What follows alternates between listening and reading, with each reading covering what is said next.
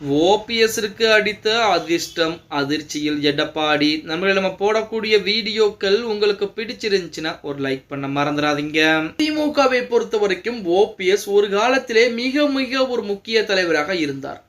இன்று அதிமுகவிலிருந்து நீக்கப்பட்ட பின்பும் அவருடைய செல்வாக்குகள் என்பது நாளுக்கு நாள் ஒன்றாக அதிகரித்து கொண்டாதான் இருக்கிறது அப்படின்னு கூட சொல்லலாம். செல்வாக்கள் அதிகரித்த போதிலுமே பாஜகவுடைய கூட்டணியில் தான் ஓபிஎஸ் அவர்கள் இருந்து கொண்டிருக்கிறார். பாஜகவை பொறுத்த வரைக்கும் ஓபிஎஸ், டிடிவி, சசிகலா அந்த 3 நபர்களையும் கைவிடுவதாக கிடையாது. ஏன்னா 25 தொகுதிகளில் வெற்றி தோல்வியை தீர்மானிக்கக்கூடிய சக்திகளாக அந்த 3 நபர்களும் இருக்கிறாங்க.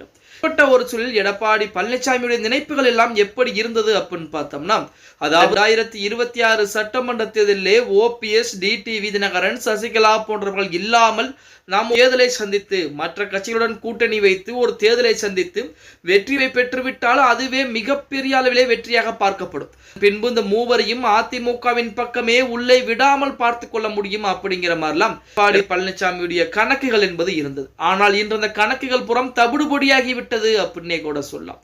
ஏன்னா மிகப்பெரிய அதிர்ஷ்டம் என்பது அடித்திருக்கிறது. அதாவது பாஜக கூட்டணியில் தான் ஓபிஎஸ் இருக்கிறார் அப்படிங்கிற அறிவிப்பு பாஜகவுடைய முக்கிய தலைவர்களே சொல்ல ஆரம்பிச்சிட்டாங்க அப்படின்னே சொல்லலாம். டிடிவி தினகரன் அவர்களை பொறுத்த வரைக்கும் பாஜக கூட்டணியில் தான் இருக்கிறேன், அதிமுகவிற்கு கூட பிரச்சாரங்கள் செய்வேன் அப்படிங்கிற அறிவிப்பையும் கொடுத்திருக்கிறார்.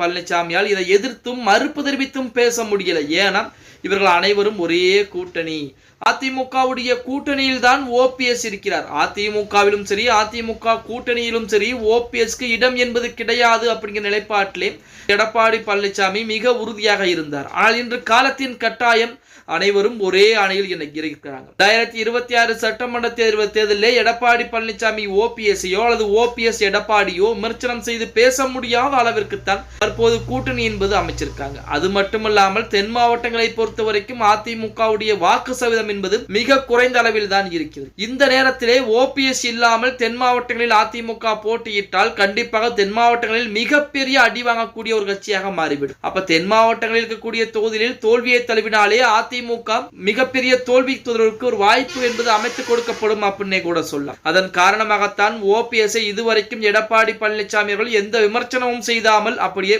அமைதியாக மௌனம் காத்துக் கொண்டிருக்கிறார். பாஜக கூட்டணியில் தான் இருக்கிறோம் அப்படின்னு சொல்லி ஓபிஎஸ் அறிவிப்பு கொடுத்த சரி, அப்ப அந்த சமயத்திலும் சரி அதிமுகவிற்கு பிரச்சாரம் செய்வேன் அப்படின்னு சொல்லி டிடிவி தினகரன் அறிவிப்பு கொடுத்த அந்த நேரத்திலையும் சரி இதுவரைக்கும் வாய் திறக்காமல் இருந்து கொண்டிருக்கிறார் எடப்பாடி பழனிசாமி அவர்கள். எது எப்படி இருந்தாலும் ஓபிஎஸ்க்கு 2026 நல்லது ஒரு வாய்ப்பு என்பது இருக்கிறது அப்படின்னே கூட சொல்லலாம். ஓகே गाइस, வீடியோ பிடிச்சிருந்தா மறக்காம ஒரு லைக் பண்ணி விட்டுருங்க.